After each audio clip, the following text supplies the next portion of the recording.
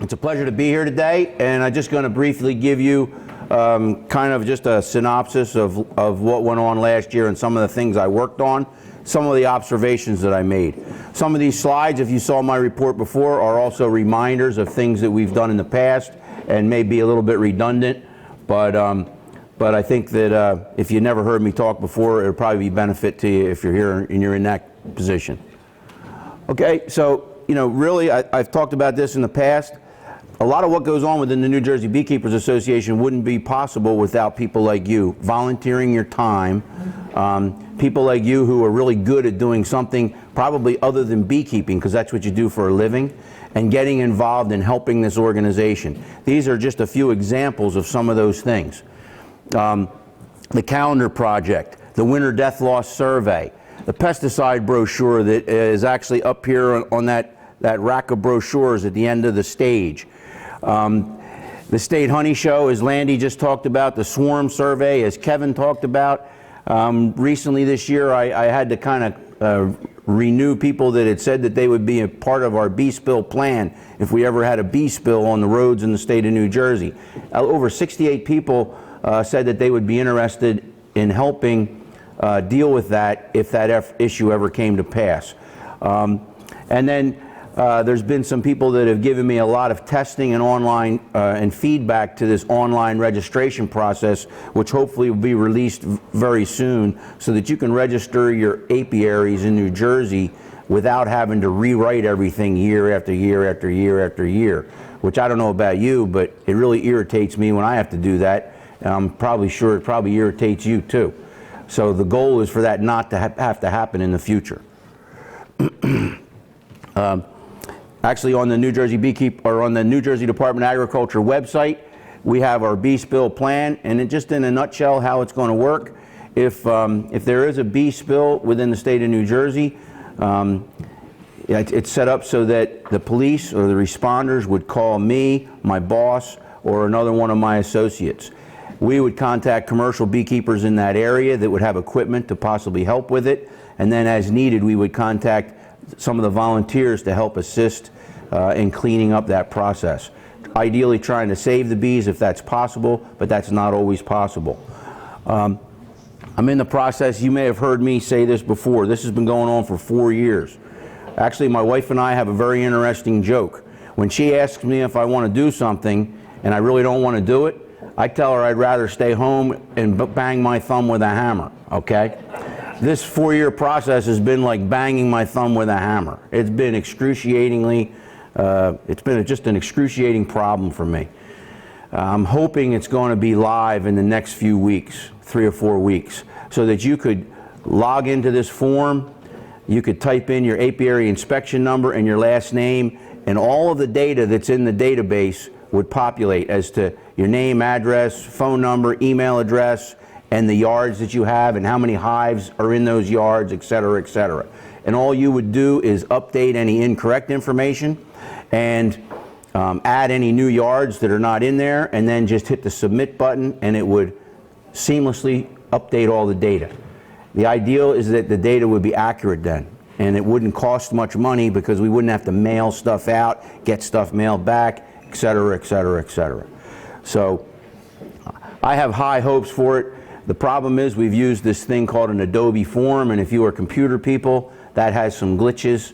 One of which is that a lot of computers don't have issues with the security on it, therefore they don't allow it to work until you enable it, which is a problem. Okay, I'm trying to work my way through that now.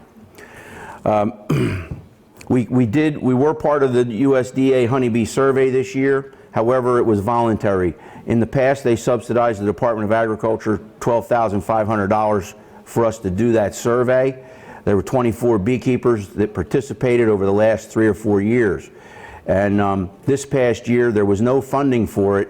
So pretty much what I did was, if I could do it, I would, but I wasn't really going out of my way because they weren't kicking any money into our program to help give me a good incentive to make sure it happened. So hopefully that's going to change in the future. I hear that there may be some funding for that next year. And then the other thing that I thought was very interesting, and I'll report on a little bit more as we go through, is a couple of our larger scale beekeepers had asked me this past year to help them to look at some of their colonies and figure out which treatment works best in New Jersey and in their situation. And that was really an eye-opening experience to me. Not only with their bees that they provided, but I also have an apiary down at Rutgers that is at the floriculture building. It was 15 colonies of bees. They all made it through the winter pretty much just fine. But Alex and I were doing a study with them and found out we had excruciatingly high levels of varroa mites. Okay, and I'll talk more about that as we move through it. Okay, just some disease issues. AFB was up slightly last year. It runs about 0.35%, up from 0 fines in 2013. So there's a little bit of it around, but it's not a big deal. But if it goes unnoticed and unchecked, it can become a big deal. As I reported to you guys in the past, one of the things that really encourages me is lately it's beekeepers spot it and then say, hey Tim, I think I have American foul brood, and I say, why do you think that? And they explain it. When I go out, I end up confirming that that's in fact what it is. So I'm really happy that generally speaking, the level of expertise within the beekeeping community seems to be increasing. I'm noticing European foul brood up 2.25%, up from about 1.8 the previous year. And I do see more European foul brood. It's always been talked about as being a stress disease, but as you've heard in other presentations today, there's a lot of other things other than diet that put stress on honeybees.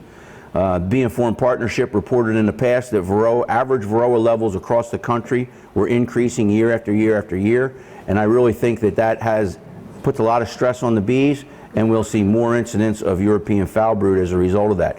And as viruses start to circulate in these colonies that have high mite loads, you'll see parasitic mite syndrome, which sometimes can be confused with European foul brood as well. Okay, I already told you that. So here's some things. There was a lot of data that we collected. I'm not real great at digesting it, but I want to just cover a couple of things that jumped out at me with you. This one study that I started back June 2nd, okay? 48 hours before we started this study, we wanted to get an idea as to how many varroa mites were naturally dropping, because all this stuff you hear, people want to count how many drop on the board. And I don't even know how accurate that is really, okay? But I want to tell you that the range of drops we were seeing in these bees was 331 to 479 in a 48-hour time period. Hey, what do you think about that? Does that shock you? That pretty much shocked me. I thought that was incredibly high, and I got really nervous because these colonies made it through the winter. They had honey supers on them, and I'm limited as to what I can use because the supers were on.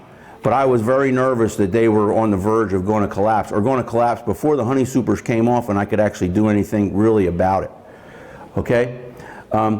These same colonies, we did alcohol washes, and we were finding, in an alcohol wash, when I say an alcohol wash, it would be similar to Tony mentioning an ether roll. We put about 300 bees out off of open brood into an alcohol washer and shake it up for about, a minute or so. And then separate, just let the wash go through. The shaker has a screen that divides 2 compartments. And so we're looking at how many varroa mites per 100 bees are in that sample. Okay, so if there's 300 in there, approximately half a cup of bees is about 300. You want to divide by 3. So when we divide by 3, we were finding anywhere from 5 mites to 14 varroa per 100 bees. Okay, that's a lot. What did in the previous messages, what was the threshold level what did the Bee Informed Partnership tell you was their threshold level? 3 per 100. Okay, we're well over that in June. Okay, what do you know about varroa mite biology? What does varroa mite biology need in order to reproduce? They need brood, okay? And we're right in the midst of the brood rearing season. So if a female varroa mite goes into a pupal cell before it's capped and then lays her eggs and then her babies come out as soon as that baby bee emerges, how many days does it take for her to go from one varroa mite to 2 or 3 varroa mites? How long is the pupal stage in a honeybee's life cycle? No, the pupal stage is 12 days.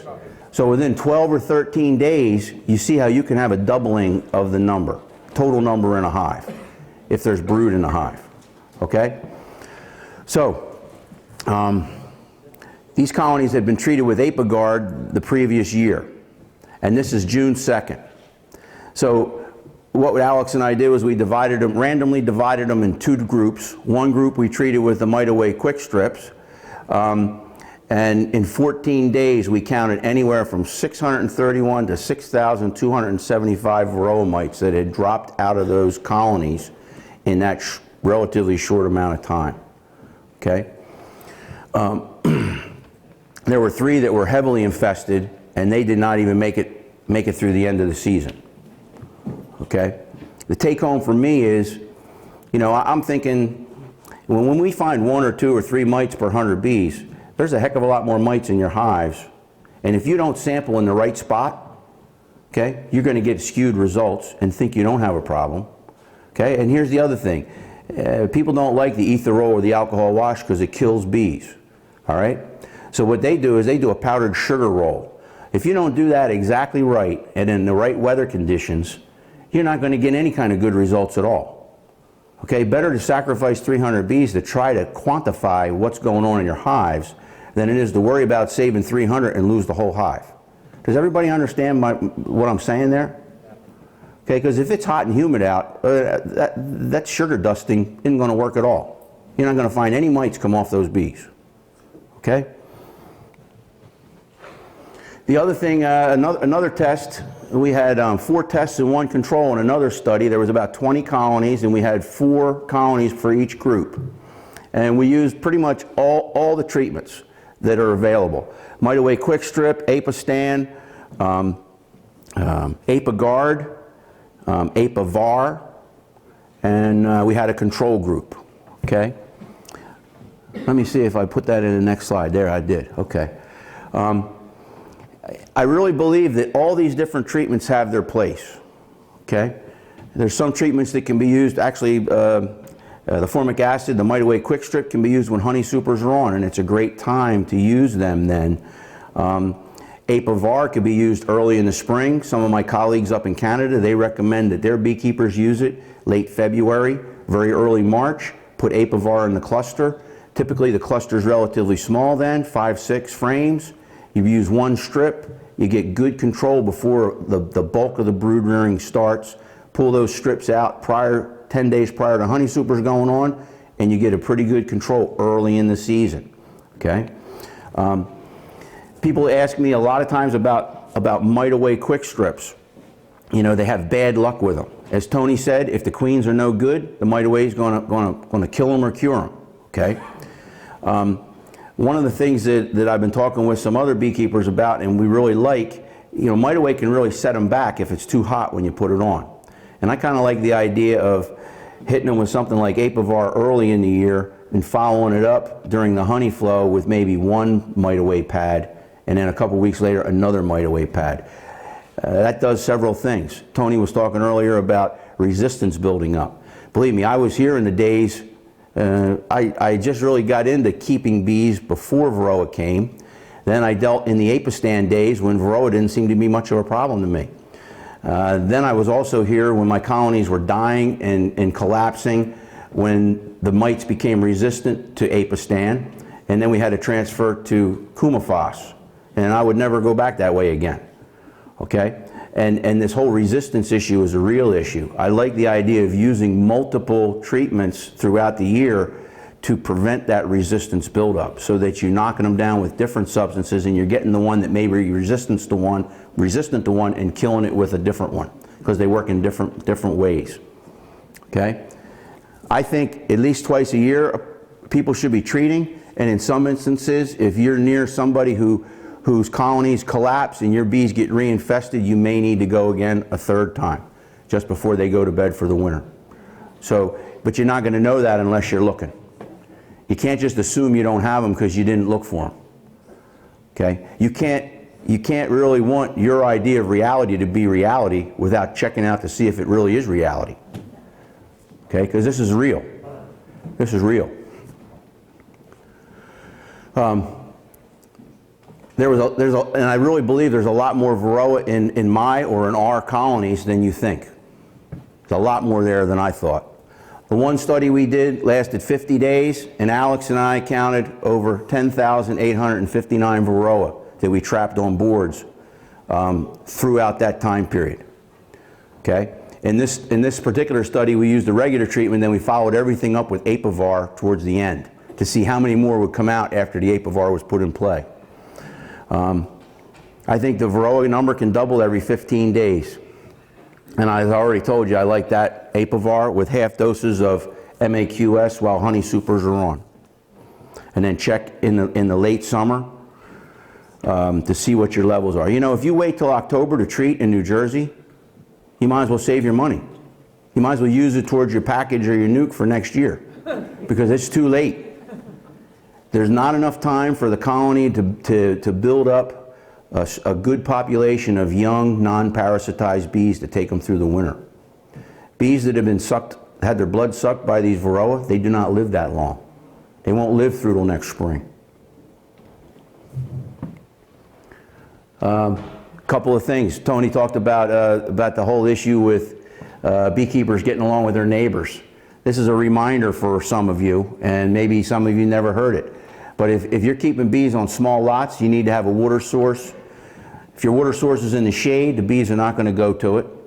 Okay? It needs to be in the sun, needs to be out there in February, March. I mean, not in this time of February, but as soon as things start warming up, because bees will start looking for a water source. And once they start going there, it's hard to break them of it. And if your neighbor has a pool with a pool cover on it, pools tend to be where? In the sunny part of the yard. A pool cover is a nice little place for moisture to hang out, and bees like to get on that nice warm pool cover this time of year and start sucking water out of there to take back to their colony once they rear brood. So it's important to have a water source. Don't be a bee hoarder. Okay? I went to one guy's house in a city in New Jersey, and on his quarter-acre lot, he must have had 48 hives. Okay? He was like a bee hoarder. You know, there might be a reality TV show coming out on cable about him for all I know, okay? You can't be like that. You can't be like that. You know, we know bees aren't nothing to fear, okay? But there are people that, you just mentioned the word bee and they're quaking in their boots. Okay, I just started teaching a semester-long course at Rutgers, and a kid came up to me and said, "Do you have an EpiPen in case I get stung and have a bad reaction?" And I'm thinking to myself, dude, why are you taking this class? Okay? No, I don't have an EpiPen. I'm not a doctor. People are afraid of them. Swarm control, that's your responsibility. You know, I had a guy one time, his neighbor is a lawyer, and his neighbor, the beekeeper, swarms hang on the branch hanging over his neighbor's back deck. The neighbor's son is afraid, and kids are afraid to go on the back deck because they're afraid a swarm's going to come down and attack them. Okay? So the lawyer wants something done about it. All right? It's the beekeeper's responsibility to control these things and to manage them appropriately. Okay? If you live in an urban area, don't use queen excluders. Don't use them. Because you know what? They tend to swarm more with queen excluders than not, and give them plenty of room early on. All right, I can't tell you how many people I've gone to, they don't get honey, their brood chambers are plugged out. It's because they put a queen excluder on a double deep with honey supers that had nothing but foundation in them. Okay? Honeybees will not move through a queen excluder to work foundation. They're just not going to do it. Okay? So what happens is they plug out the brood chamber, they build swarm cells, and then they all leave. Right after the other usually. And the beekeeper's perplexed by that. Please, if you live in an urban area, don't use queen excluders. Don't open feed. It may be cool to see it at somebody else's house, you know, when they have a billion bees feeding off of their open syrup feeder. Don't do it in your backyard, because that will get your neighbors very scared, okay? Neighbor perception. How many times do I have people call me up and say, Tim, my neighbor started keeping bees. I said, okay. You know, a lot of people keep bees. Yeah, but I don't think they know what they're doing. I said, well, why do you think that? Well, they tell me that they won't hurt me, but when I look at what they look like they're going to investigate a toxic waste site, except for the Scott Air Pack. So I just want you guys to, I want to remind you to think about it. The perception, what people see is, if they think that you're afraid of them, what are they going to be? They're not going to not be afraid of them, they're going to be afraid of them even more. Okay? So use as minimum amount of gear as possible if you're keeping them in an urban spot. Be a good neighbor. If you hate your neighbor, don't start beekeeping just to make them hate you even more. Because it just makes a real problem for me and for the leaders of the Beekeepers Association if you're doing it to spite your neighbor. Do it somewhere else where your neighbor's not going to know nothing about it. Okay, yeah, beekeeping calendar project. You know, we did this, you guys know all about that. This past year, the glossary has more pictures. If there's any constructive criticism about it, please direct it to me. I like the fact that in this calendar, it's pictures that you guys take and submit to Becky to put in there, and it's real people that we know from New Jersey who are keeping bees in New Jersey. That's one of the things I really love about it. Okay? It has a lot of good tips and a lot of timely tools in there. If you have one, actually Charlie has them all in the back. He'd be happy to hook you up on the way out. In 2014, we once again had 3 beginner beekeeping classes. So far, there's been about 3,500 people take that beginner beekeeping class since roughly 2006, 2007. As Tony mentioned in his talk, the number of beekeepers in New Jersey is definitely on the rise. There seems to be no slacking off in the momentum, quite frankly. Okay, it's just more people after more people keeping bees. Some of the issues that arise from that that have been reported to me or that I've seen is people stepping on other people's toes when they try to sell their honey, a little bit of price gouging here and there, people setting up bee yards right next to other beekeepers, and you know, sometimes it's kind of growing pains, really. People saying they make less honey now than before because there's more people keeping bees. So those are just some of the things that I hear. We had a Beyond the Basics course again at Rutgers this past year. This was the second year in a row that Bob and I kind of taught that. It works out really well because we do it at the floriculture building, and we have 10 or 15 hives right in the side yard, and we do our classwork, and then we go out and we spend the rest of the day in the bee yard, and that we do some hands-on stuff and make the students do it, and that's really works out very well. Essex, Jersey Cape, and Sussex all have their own beekeepers class. I'm not aware if any other branches have a beginner beekeeping class. Are there any other branches that are here that have one that isn't on the board there? Okay, that's what I thought. But bottom line is there's still very strong interest in people getting involved in beekeeping. Winter death loss survey, we have about 7 years worth of data. It's going to start again April 1st of 2015. One of the first questions is how many were alive at Thanksgiving and how many were alive on April 1st. We need your participation. We use that Survey Monkey tool, the same tool that the Beekeepers Association applied for or has a license for that Kevin mentioned in his swarm reporting. Okay? And we also have a survey in the newsletter. So if you don't have access to a computer, you can certainly fill out the newsletter survey. We learned some interesting things from the data. And the other thing is, I'm going to tell you this year, is the Bee Informed Partnership Survey. More in depth than this survey, but please do that one as well. You may say, well, Tim, why should I do both? I'll tell you why. Bee Informed will not guarantee that I'll get my information for New Jersey within a month or two of the survey happening. They'll only guarantee that I'll get my information if there's 300 people participate in their survey. Their survey takes a little longer, and so still do my survey too, because I need those numbers for a lot of things that I do. Okay, and here's some data just with the whole question about treatment. Last year's numbers: overall death loss 32%. People that did nothing to control varroa lost 44%, and people that reported that they did something, no matter whether they did it at the right time of the year or whether it's questionable as to whether that's a varroa mite control practice that's good or not, lost 29%. And over the course of all these years, on average, those that did nothing lost 45, those that did something lost only 23. And it bears witness with exactly what Kristen said this morning, that doing something makes a significant difference. Doing something, okay? This year, we've got a grant similar to the pollinator plant grant that Joe Alvarez reported on earlier. And the idea is, we know that honeybees are bringing in pollen that's contaminated with different types of pesticides. One of the questions that I thought would be interesting to know is, does that change by land use area?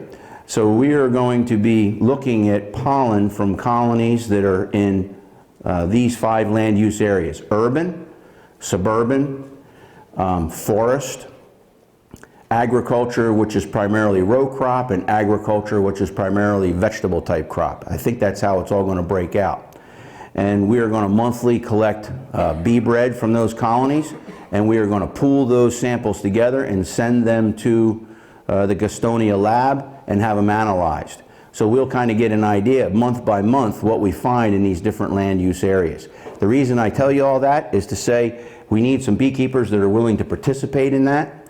You will not get individual results for your individual hive because they'll be pooled samples, but you're going to be receiving an email from me in the near future that's going to direct you to a survey monkey where you can go, just like Kevin showed you on the swarm thing, answer some questions, give us your coordinates or your address, and then I have a college student that will plot them on GIS and tell us if you fit one of those profiles that we're looking to survey, and then I'll be contacting you and we'll be setting up to start doing that. So that should be coming out in the very near future. If you have, as long as you have an email address on file with the New Jersey Beekeepers Association. Okay? We don't have to hear that. Well, maybe you do. Common mistakes are there any beginners here? You probably ought to hear it. Some of the common mistakes: they don't feed enough in a large enough volume to a new colony. Okay? If you have a new colony and you're starting out and you have to draw 8, 15, or 20 frames of foundation, using a quart mason jar with 12 holes in the lid is not enough feed. You need a hive top feeder, you need a division board feeder, and you need to keep the feed on and don't let it run dry until all the combs are drawn out. Okay? Otherwise, you'll wind up in October with half of your foundation not drawn out. Your colony is doomed to die, and I'm unfortunately the guy that has to give you that bad news when you call me out to try to help you. Okay? Please don't do that. Please feed them, and feed them good. People don't check to see if their colony is queen right. They judge the health of the hive by the flight at the entrance. And as we heard today, you know for a fact, colonies that are being robbed, and this happens all the time, people will call me up and say, "Hey Tim, this was in first week of March. My hive was alive last week. 2 weeks later it's dead and there's not one bee left in it." And what was happening was the other bees that were alive in the neighborhood were ripping off your dead hive on the first, and you thought they were still alive because you saw flight at the entrance. Okay? Just because you see flight at the entrance doesn't mean your hive is alive. You got to look inside. Just because you see flight at the entrance doesn't mean your colony's queen right. You got to look inside. Okay? Pretty much everything you do, you got to look inside. Okay? So don't assume, look. Poor placement of the hive. In New Jersey, you want your hives in full sun. Okay? You don't want them in shade. We want them in full sun, especially in this kind of weather, because when we get a warm day, we want them to be able to cleanse themselves. That's very important to overwintering, the ability to cleanse. Okay, Tim, well, they're in shade in the summer, but when the leaves fall off the tree, then they're not in the shade anymore. Wrong, they're still in the shade. If you took a thermometer and put it behind a tree that lost its leaves versus one that was in full sun with no wind blowing on it, there's an incredible difference in the temperature between the two. Okay? Beginners don't monitor or treat for mites.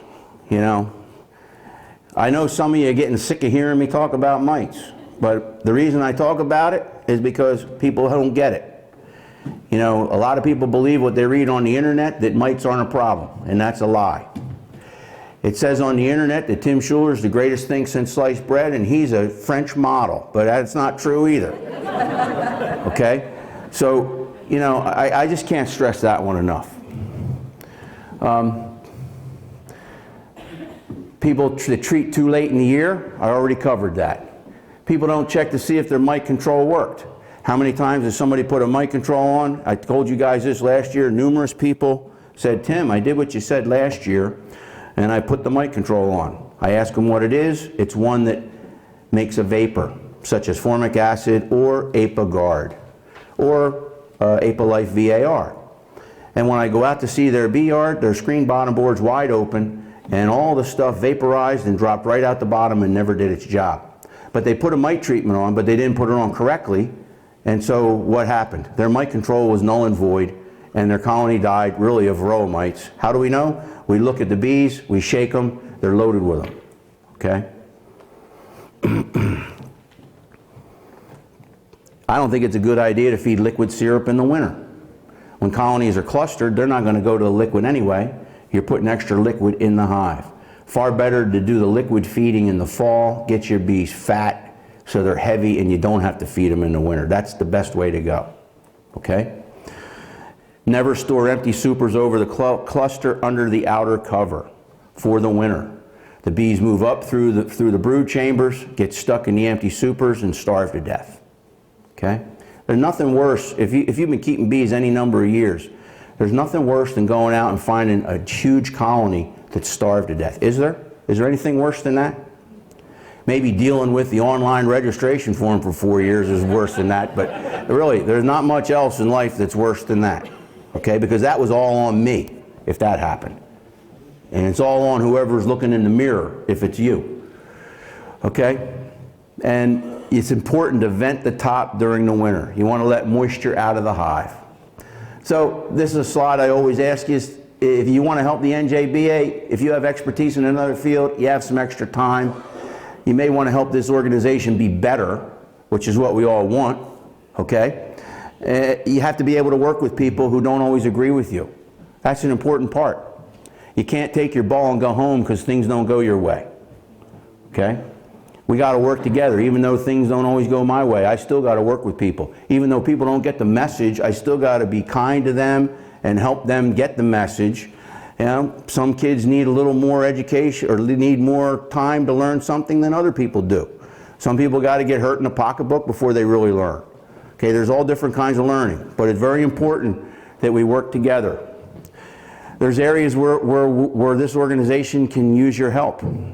Contact me or one of the officers. Be more than happy to try to plug you in. Okay, and further information, that's my contact stuff, and that's about it. Does anybody have any questions for me? One quick question. Yeah. Regarding the bee loss survey, have you correlated the temperatures for the years at all, like the low temperatures reported or per month, just to see if temperature, what factor temperature has in addition to not treating mite or plus? Okay. No. Tim, can you repeat the question?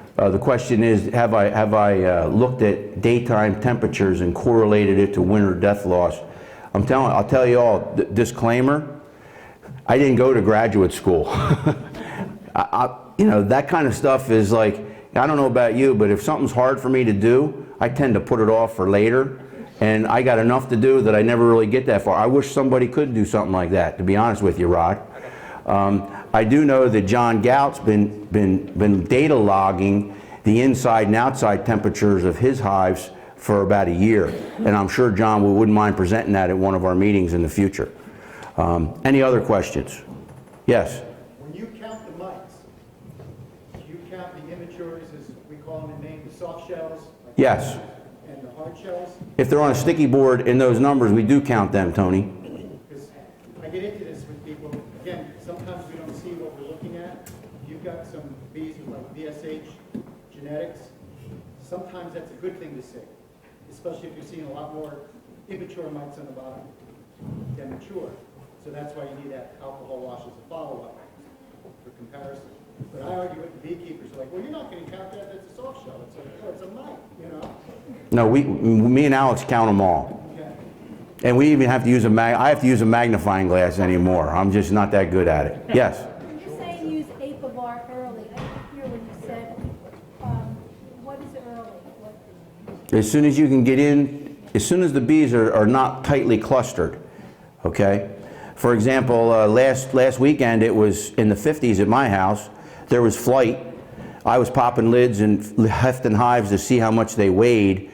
That would have been a good time to drop a strip into a cluster because, you know, the Apivar label calls for 1 strip for 5 frames of bees, okay? So, and the strips are rather costly. So if you have a full-blown colony with 20 frames of brood or 20 frames of bees, that'd be 4 strips. As opposed to early spring, you've got, you know, 5 frames, it'd be 1 strip. So it would be a cost savings, plus it's a good time to do it because you're starting off the season. There's very little brood for them to hide in. You're going to get a good knockdown, and then you're going to continue on through your honey production. You see what I'm saying? Yeah. Any other questions? Okay, I'm going to turn it back over to Jan.